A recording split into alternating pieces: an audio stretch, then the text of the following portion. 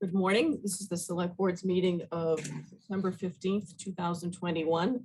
This meeting is being held remotely pursuant to Chapter 20 of the Acts of 2021. The meeting is being recorded by Milton Access Television, and Cindy Christensen has also informed us that she will be taping the meeting. My name is Katie Conlon. I'm the chair of the board. Could we go around the Zoom room and introduce ourselves, please? Arthur Doyle, Vice Chair.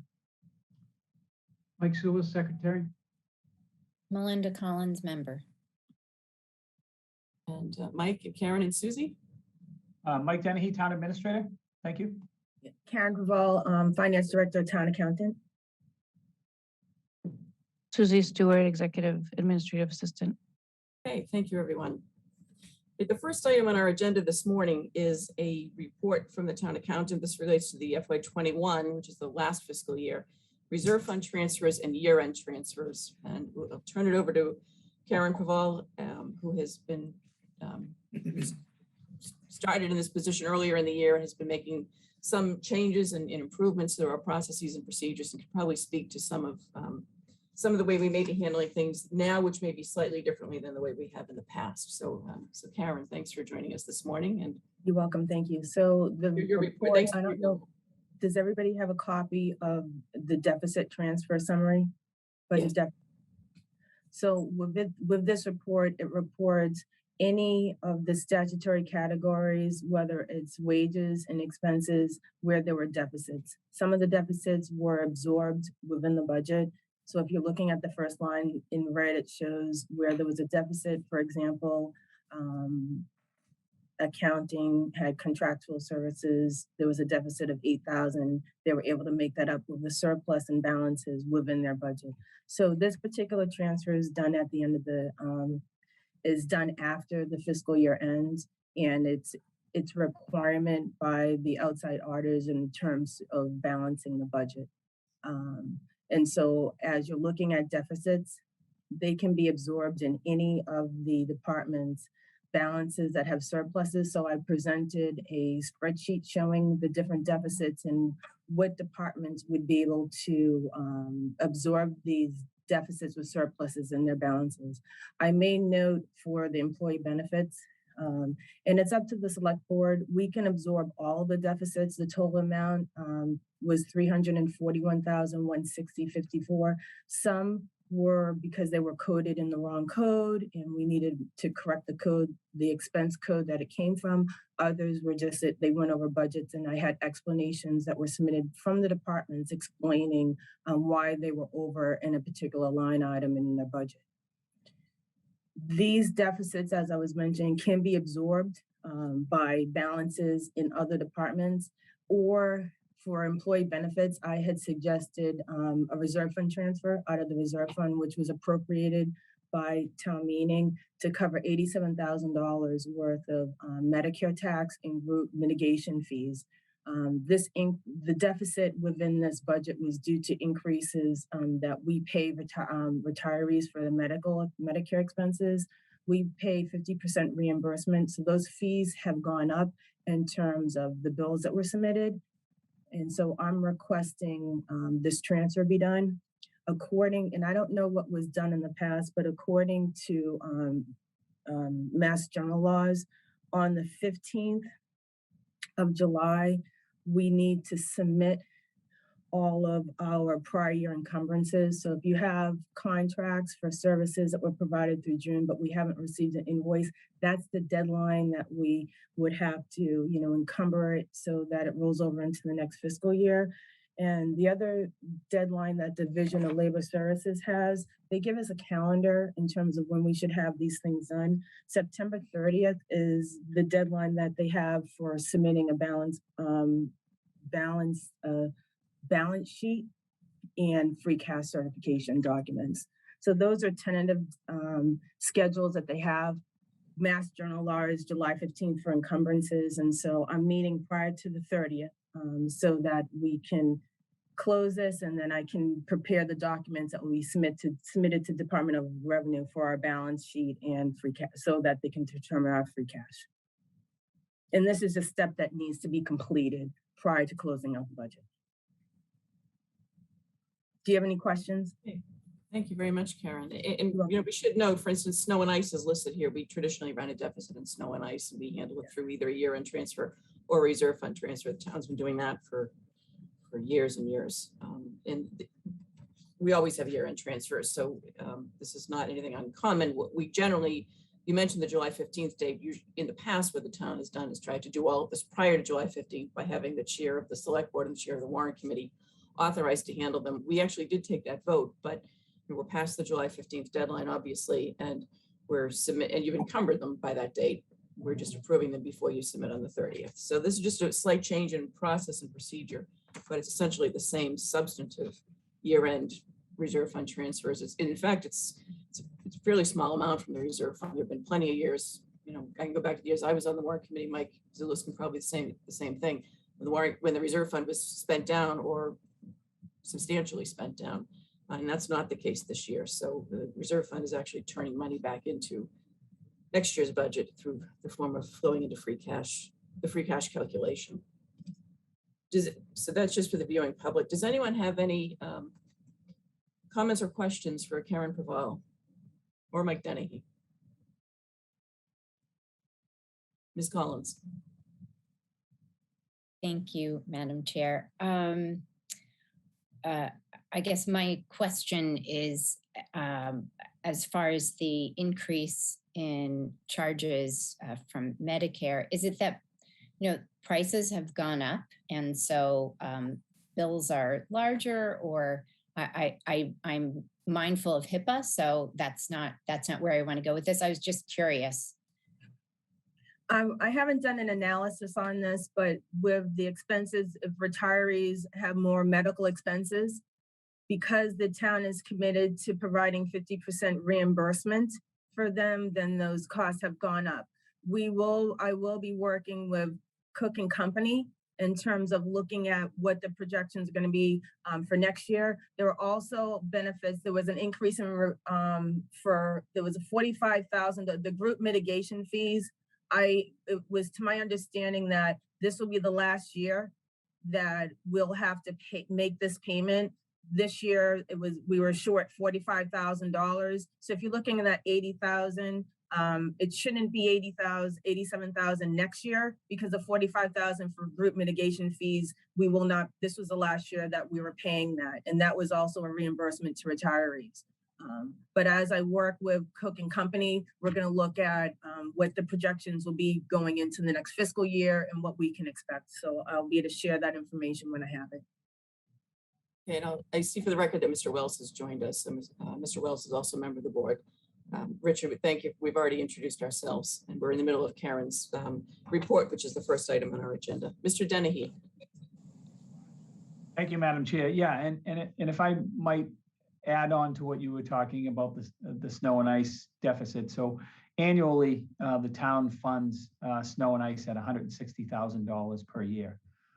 That is barely enough to fill the salt shed at 629 Randolph Ave. So this is actually a good story for the town. The fact that this shortfall is the amount that it is. I think a lot of the department heads should get credit for running pretty tight budgets where we can cover the shortfall from within and not have to use an abundance of the reserve fund for that. So again, credit to Karen for putting this together and the department heads for running pretty efficient operations. Obviously, there were some things that couldn't take place in 21 due to COVID. There were some trainings on the police side and fire side that just didn't take place because COVID continued on through late 2020, which was the beginning of fiscal 21. But again, when you have a snow and ice budget that's $160,000 and probably averages between $500,000 and $700,000 a year in our community, I think this is a good story, and I just wanted to put that on there for the record. And we're legally permissible to run a snow and ice deficit under state law. Mr. Zulus. Just to elaborate quickly on what Mr. Dennehy said, Karen, is it fair to say that that this is a true up of the fiscal year ending June 30th, 2021? That is the last June 30th?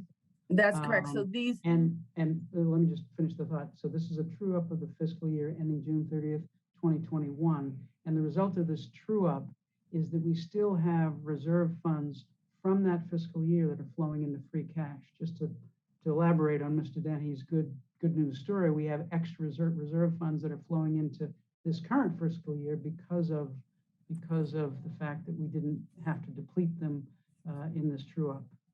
Is that all fair, Karen? Maybe I went a little bit too long. No, that's correct, Mike. Once we close the budget, these are expenses through June 30th of 2021. After this is closed out, it doesn't represent the final number, but any surplus that we have will be included in our free cash certification calculations, which will happen within the next month or two. And we expect a surplus based on this. Yes, we do not have a deficit. Thank you. You're welcome. Are there any other comments or questions for Karen Praval? If not, do we have a motion then to approve the reserve fund and year-end transfers for FY21? I'll make a motion to approve the reserve fund transfer and reserve fund and year-end transfers for fiscal 21. Second. Seconded by Ms. Collins. Any discussion on the motion? Hearing none, all in favor. Mr. Doyle, Yes. Mr. Zulus, Yes. Ms. Collins, Yes. and Mr. Wells.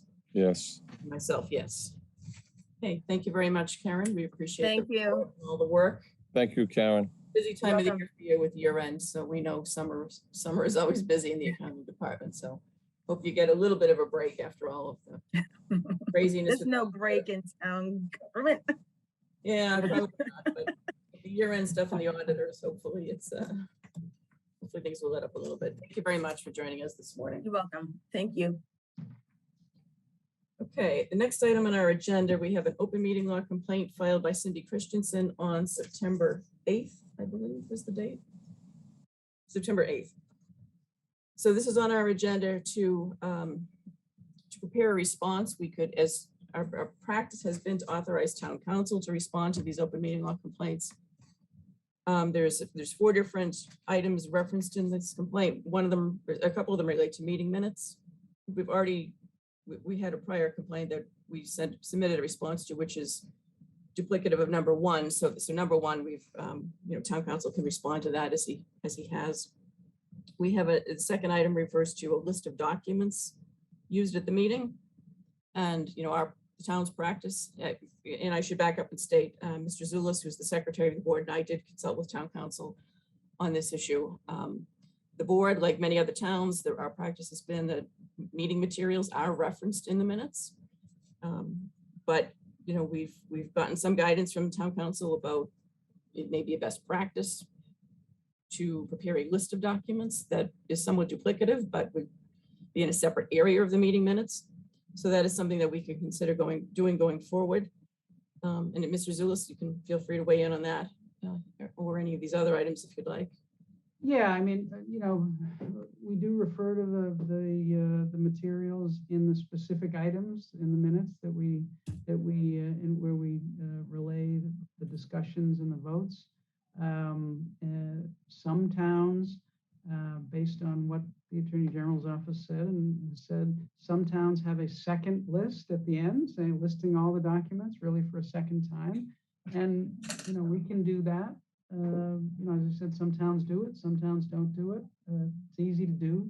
It's a little bit more busy work, but, it's easy to do. Not a big deal. Either way, not a big deal as far as I can see.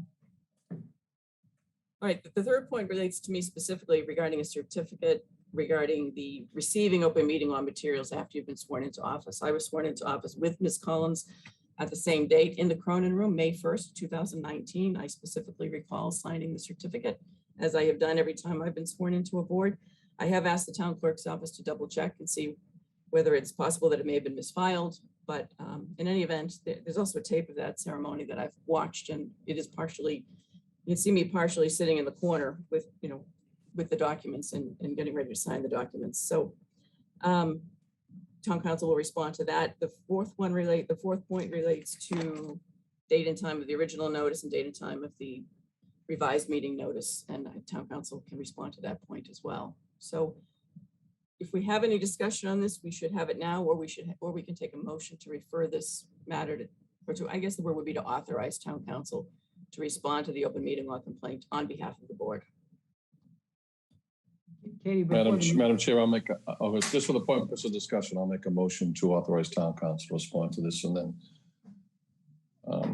just for the purpose, so we can get it open for discussion here. To respond to the open meeting law complaint. Okay. Yes. Second on the motion. And I'll second, and I'll just say, Katie, on the point about you signing the receipt, if you will, that you received all the materials, and I recall I had to go back and sign it a second time. I signed it once, and then, you know, the papers somehow got lost, and then I signed it a second time. So happens, you know, happens. They may find it, and if they don't, you just sign it a second time. So not a big deal. Okay, thank you, Mr. Zulus. Yeah, it was news to me that they didn't have a signed copy, so. Any further comment, any further discussion? Hearing none, all in favor of the motion, which was to authorize town council to prepare the response. Mr. Doyle, Yes. Mr. Zulus, Yes. Ms. Collins. Madam Chair, I did not hear the second, but it was seconded, right? The motion? It was me. Okay, thank you. Thank you very much. Yes. Mr. Wells, Yes. myself, yes. Okay, the next item is meeting minutes. We have 4 dates on the agenda. I think we only are going to be acting on a couple of these. We have, Mr. Zulus, why don't I let you speak to this? Yeah, Madam Chair, I think we're set to go on the minutes of the 6th and the 16th. The 6th was a short morning meeting here. I sent around a few tweaks this morning. They really were form over substance, but just to kind of keep them in our form. The 16th was a finance committee meeting in which the entire board was present, and Ms. Conlon prepared those, and those are circulated. The 17th was a meeting with the ZBA, and I don't know that those minutes have been circulated to the entire board. as Mr. yet. Zulus, there were actually two meetings on the 17th. One was the executive session with the ZBA, but the other one was the ARPA meeting in the evening. The public meeting on getting. Oh, right. So we need to Susie get Stewart that one. Susie Stewart did prepare those meeting minutes. I sent Susie some suggestions on them, mainly to add the names of the members of the public who Yep. commented, a couple of minor changes like that. So once those are revised, we can get those. Let's see, we meet next Wednesday, the 22nd. So those will go on the agenda for the 22nd. And the same with the meeting minutes for the 25th. I have a few tweaks to those just to add in titles and, you know, kind of format some of the motions. It's in pretty good shape, but that'll be ready to go. So I would ask to move forward on if everyone's comfortable with it, for the minutes on August 6th and August 16th. And Okay, defer on the minutes on the, I'm sorry? Is that a motion then, Mr. Zulus? I'll make a motion. I'll move to approve the I'll minutes second it. for August 6th and August 16th, 2020. Second. Seconded by Mr. Second. Wells. Okay, and I just want to clarify, I think, Mike, you might have said it was with the meeting on the 16th was with the Finance Committee. It was actually with the Warrant Committee in the evening. Warrant committee, sorry. So that was the joint meeting where we Yep. were really there just to answer questions. Yeah, that's right. Warrant Committee. Okay, motion's made and seconded. All in favor, Mr. Doyle, Yes. Mr. Zulus, Yes. Ms. Collins, Yes. Mr. Wells. Yes. Wells, Yes. and myself, yes. Okay, now the next item on our agenda is executive session. So I will move that we enter executive session to conduct strategy sessions in preparation for negotiations with non-union personnel and to conduct collective bargaining sessions or a strategy with respect to collective bargaining or contract negotiations with non-union personnel. I think that should be union personnel, which is a typo. All town unions, believing that having such a discussion in open session would have a detrimental effect on the negotiating position of the board. And I will note that we would adjourn from executive session, so we will not be returning to open session. Do we have a second on the motion? Second. Second. Okay, all in favor? Mr. Doyle, Yes. Mr. Zulus, Yes. Mr. Wells, Yes. Ms. Collins, Yes. and myself, yes. Okay, so the board is now in executive session and will not return to open session at 11:23.